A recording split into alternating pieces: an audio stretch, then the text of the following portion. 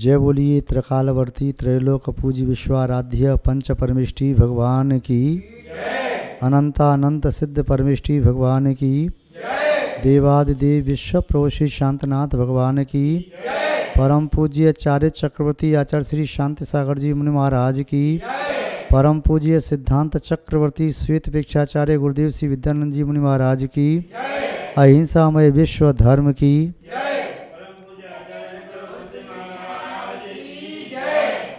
धर्म स्नेही सत श्रद्धालु यहाँ पर उपस्थित आप सभी भव्य वर पुंडरीक पुण्यात्मा महानुभाव, जीवन में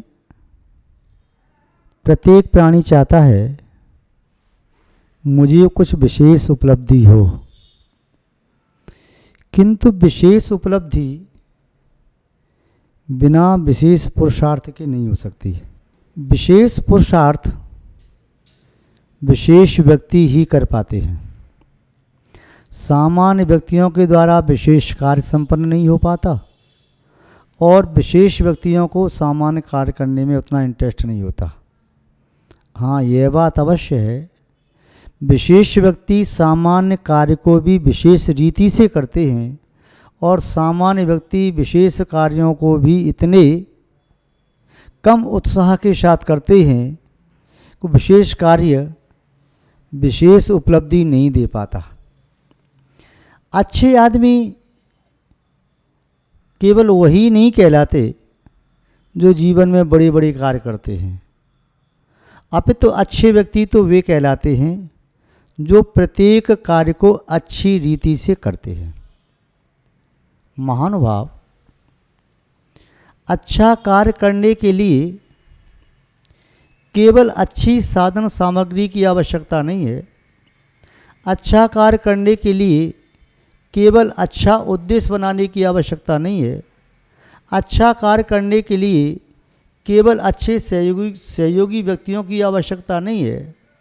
अच्छा कार्य करने के लिए सबसे पहले जिस चीज़ की आवश्यकता है वह है अपने चित्त का सबसे अच्छा मनोभाव।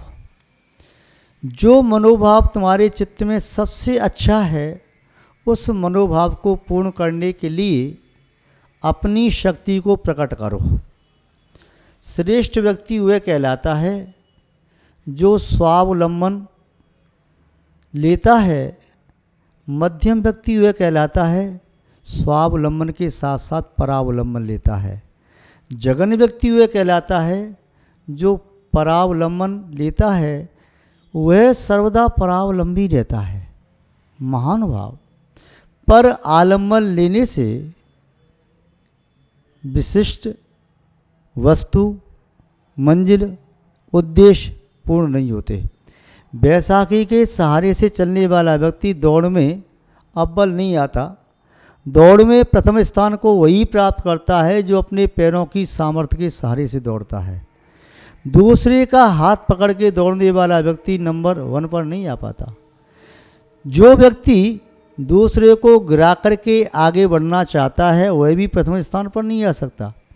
प्रथम स्थान पर आने वाले व्यक्ति की विशेषता होती है उसे अपने पैरों पर भरोसा होता है।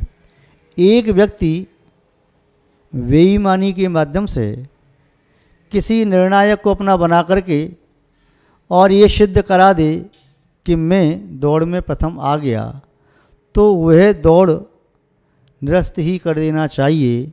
और ऐसा प्रथम आना जघन्यतम आने से भी ज़्यादा बेहतर है, क्योंकि जघन्य स्थान को प्राप्त करने वाला व्यक्ति कदाचित अव्वल स्थान को प्राप्त करने का पुरुषार्थ कर सकता है, किंतु जो बेईमानी से प्रथम स्थान पर आ गया वह जीवन में कभी भी ईमानदारी से प्रथम स्थान प्राप्त करने का साहस नहीं करेगा और ये भी स्वीकार नहीं करेगा कि मैंने प्रथम स्थान प्राप्त नहीं किया।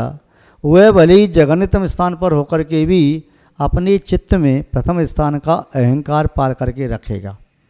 अहंकार से मंजिलों की प्राप्ति नहीं होती। मंजिलों की प्राप्ति के लिए तो अहंकार का विसर्जन परम आवश्यक है, क्योंकि अहंकार तो आगे बढ़ने के लिए दीवार का काम करती है और स्वयं का आत्मविश्वास आगे बढ़ने के लिए वह एक शक्ति और ऊर्जा का काम करता है। जैसे पटरी पर दौड़ने वाली वह रेल, ट्रेन, वह रेल जो लाइन है उसके लिए, ट्रेन के लिए रेलवे की लाइन गति में एक आवश्यक तत्व है। अथवा इलेक्ट्रॉनिक ट्रेन जो है, इलेक्ट्रिसिटी, उसके लिए प्राण ऊर्जा है। एरोप्लेन आकाश में गमन कर रहा है, उसमें पेट्रोल न हो तो चल न सके। और भी अन्य वाहन हैं जो डीजल और पेट्रोल से चलते हैं, यदि उसमें डीजल और पेट्रोल न हो तो वाहन न चल सकें। इसी तरह एक मनस्वी व्यक्ति, स्वावलंबी व्यक्ति जब किसी उद्देश्य को प्राप्त करने के लिए आगे बढ़ता है तब निस्संदेह वह अपनी आत्मा पर विश्वास करता है और आत्मविश्वास की जागृति होती है तब जब व्यक्ति अनेक बार प्रयत्न करने पर भी यथेष्ट लाभ को प्राप्त न कर सके, फिर भी उसके मन में वही भावना, वही जुनून हमेशा तैयार रहे, तो समझ लेना चाहिए अब उसका आत्मविश्वास जग गया। आत्मविश्वासी व्यक्ति अपनी मंजिल को प्राप्त करके ही रहता है। विश्व की कोई भी शक्ति उसके लिए बाधक नहीं बन सकती, क्योंकि जिसके चित्त में आत्मविश्वास जग गया वह छोटा सा व्यक्ति बड़े कार्य को कर सकता है, और जिसका आत्मविश्वास मर गया वह व्यक्ति छोटे काम को भी जीवन में कर नहीं सकता। यूं ही नहीं मिल जाती किसी राही को मंजिल, यूं ही नहीं मिल जाती किसी राही को मंजिल, मन में एक जुनून सा जगाना पड़ता है। यूं ही नहीं मिल जाती किसी राही को मंजिल, मन में एक जुनून सा जगाना पड़ता है। मैंने पूछा चिड़िया से, कैसी बना आशियाना तेरा? वह बोली, भरनी पड़ती हैं उड़ाने बार बार, तिनका तिनका उठाना पड़ता है। जब वह चिड़िया मन में संकल्प ले लेती है, अपने पर विश्वास करती है, तो वह चिड़िया विश्वास के साथ एक एक तिनके को जोड़ करके अपना घोंसला बना लेती है। चींटी आत्मविश्वास के साथ जब चढ़ती है दीवार पर, तो दीवार तो क्या पहाड़ पर भी चढ़ जाती है। एक छोटा सा पक्षी वह जब उड़ने की कोशिश करता है, उसकी माँ पहले उड़ाने के लिए प्रेरणा देती है, उसके सामने उड़ती है, थोड़ा उड़ती है, वह उड़ने की कोशिश करती है। वह दुख रूपी आत्मा परिग्रह के शरीर के बिना नहीं रहती। परिग्रह का शरीर बनता है तब दुख रूपी आत्मा और अंततोगत्वा उड़ान भरना सीख ही जाता है। आत्मविश्वास एक वह पूंजी है जिसके बिना आत्मा का व्यापार किया नहीं जा सकता। जैसे पूंजी के बिना कोई व्यापार नहीं किया जा सकता, वैसे ही आत्मविश्वास के बिना आत्मा के वैभव को प्राप्त नहीं किया जा सकता। आत्मविश्वास का आशय है अपनी आत्मा पर भरोसा करना, और आत्मा पर भरोसा करना व्यक्ति की सबसे बड़ी शक्ति है, सबसे बड़ी पूंजी है, सबसे बड़ी ताकत है। जब विश्वास आत्मा पर किया जाता है तो सबसे बड़ी ताकत बन जाती है। जब वही विश्वास और भरोसा दूसरों पर किया जाता है तब वही उसके लिए कमजोरी बन जाती है। उसका विश्वास कब टूट जाए? वह विश्वास तो ऐसा है पानी के बबूले की तरह, वह विश्वास तो ऐसा है कच्चे धागे की तरह, वह विश्वास तो ऐसा है कांच के सामान की तरह। वह विश्वास कभी भी टूट सकता है एक झटके से। विश्वास तो दूसरों पर किया हुआ विश्वास पीपल के पत्ते की तरह से है। पीपल का पत्ता ज्यों ही हवा चलती है त्यों ही वह हिलने लगता है। पीपल का पत्ता वह स्वयं टिक नहीं पाता, किंतु एक सुमेरु पर्वत की तरह से विश्वास को अपने चित्त में जो जागृत करता है उसे सामान्य हवा तो क्या, प्रलय काल की तूफानी हवा भी उसे हिला नहीं सकती। आत्मविश्वासी व्यक्ति अपने आप में चट्टान होता है, फौलादी बना हुआ होता है।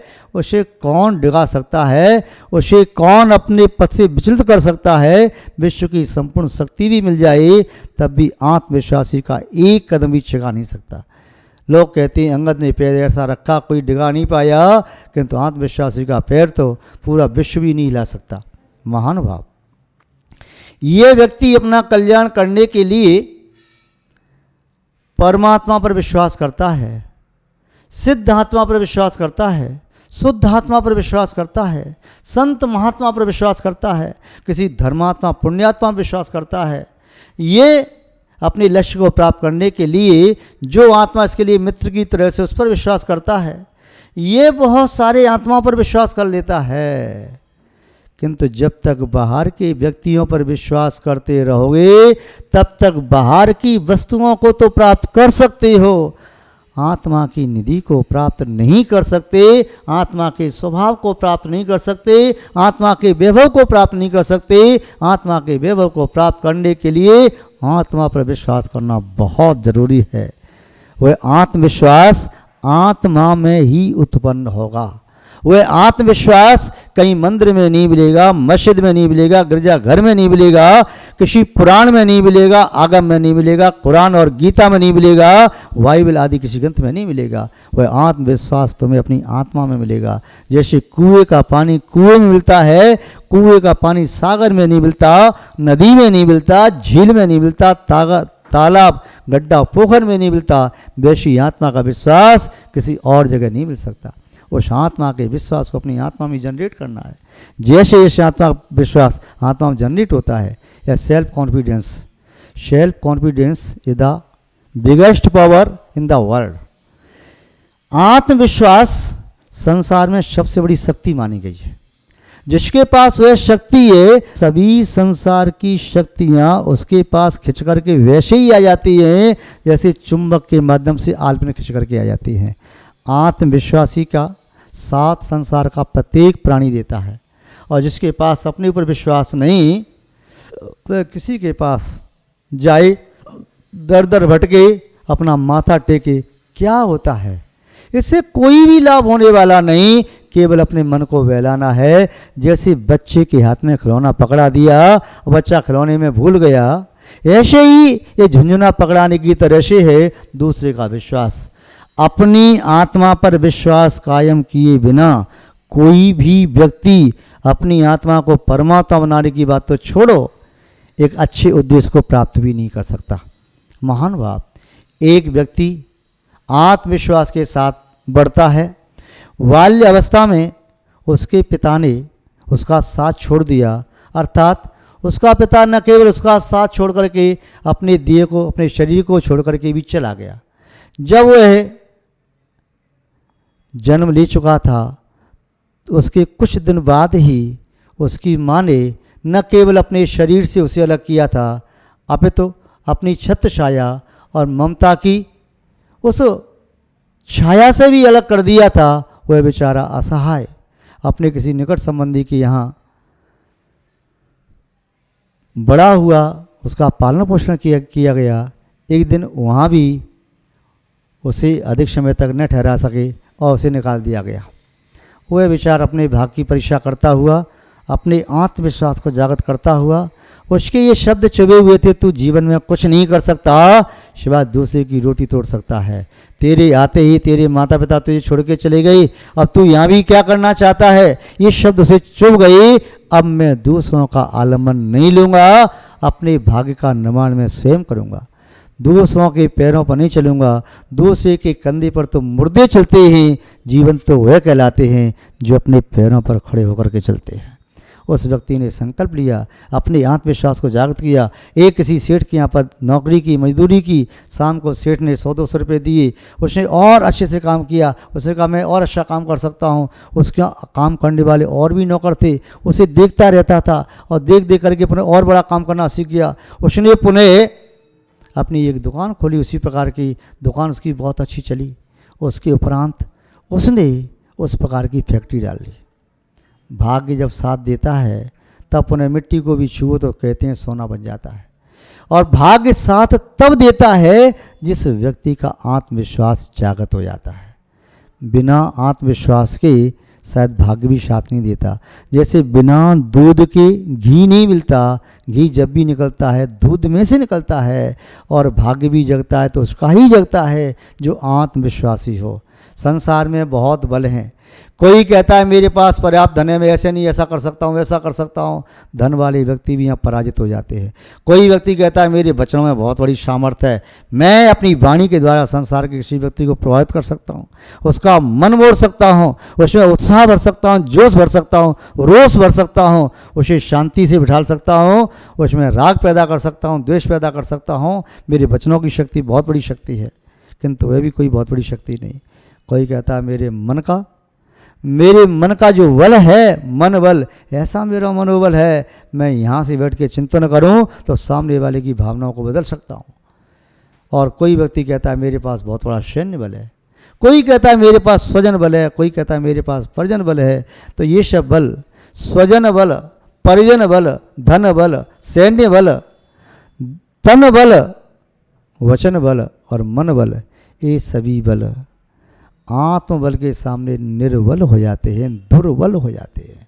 जिसका आत्मबल जागृत हो गया, जिसका आत्मविश्वास जागृत हो गया, उस विश्वास के सामने, उस बल के सामने संसार की पूरी शक्ति नतमस्तक हो जाती है, स्वतः ही नतमस्तक हो जाती है। जैसे आसमान में सूर्य जैसे ही चमकता है, उदय अवस्था को प्राप्त होता है, रात्रि में टिमटिमाने वाले तारे और प्रकाशपुंज व चंद्रमा सूर्य के प्रकाश को देख करके निस्तेज हो जाता है, फीका पड़ जाता है। ऐसे ही आत्मबल के सामने संसार के सभी बल निस्तेज पड़ जाते हैं, फीके पड़ जाते हैं। चंद्रमा और तारे सूर्य के प्रकाश के सामने दिखाई नहीं देते। ऐसे ही आत्मबल के सामने फिर कोई भी बल अपना महत्व नहीं रखता। महानुभाव, उस व्यक्ति ने पुनः अपने व्यापार को बढ़ाया, अपनी कंपनी को और बढ़ाया, बहुत अच्छा उसने लाभ प्राप्त किया, और लाभ प्राप्त करके उसने कंपनी में न केवल प्रतिष्ठा कमाई, धन भी कमाया। किंतु हर व्यक्ति का जब पुण्य का उदय होता है तो पाप का उदय भी आता है। उस व्यक्ति के जीवन में भी पाप का उदय आ गया, व्यापार में घाटा लगा।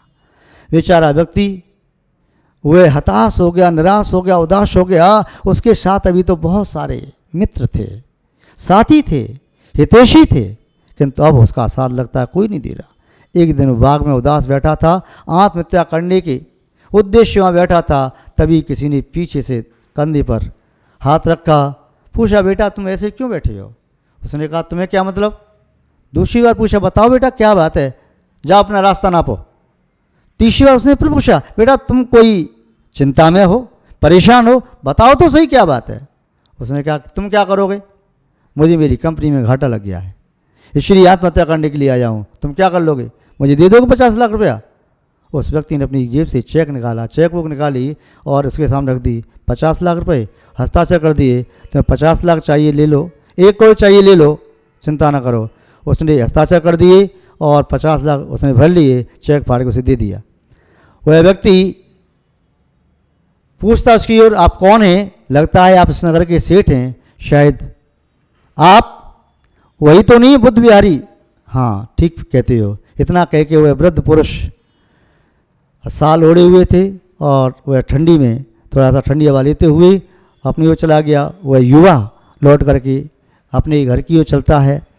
वह शाम को आकर के घर में बैठा था, उसके पास 50 लाख का चेक था। सोच रहा 50 लाख रुपये मिलेंगे, कंपनी पुनः आगे बढ़ाऊंगा और सफलता मिलेगी।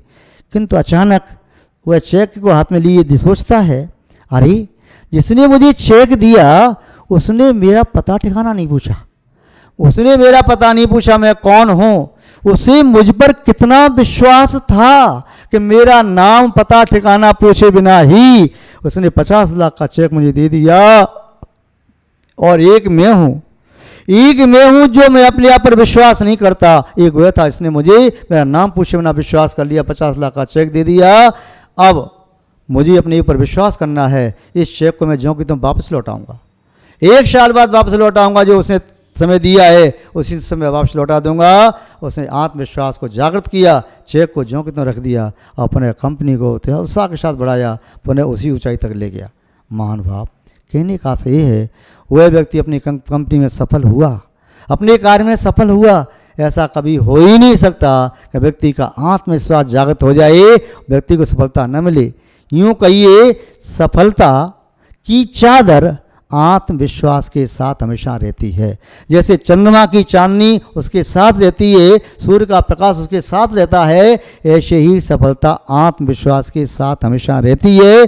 आत्मविश्वास के बिना सफलता नहीं, और सफलता आत्मविश्वास के साथ ही है। इसलिए आप सभी लोग भी अपने आत्मविश्वास को जागृत करो, और जो आपके मन में लगता है, जो आपको बेस्ट से बेस्ट लगता है टारगेट, उसे अचीव करने के लिए आप सम्यक रूप से पुरुषार्थी बनो। यही जीवन का आपका उद्देश्य होना चाहिए, यही आपके जीवन की प्रक्रिया और पुरुषार्थ का मार्ग होना चाहिए। यही श्रेष्ठतम सफलता का उपाय है। आप सब इसे प्राप्त करें। आप सबके लिए बहुत बहुत आशीर्वाद। आप सबका शुभ हो, मंगल हो, कल्याण हो। इन्हीं सद्भावनाओं के साथ हम अपनी शब्द श्रृंखला को यहीं पर विराम देते हैं। जय बोलिए श्री शांतनाथ भगवान की, परम पूज्य आचार्य गुरुदेव श्री विद्यानंद जी महाराज की, अहिंसामय विश्व धर्म की।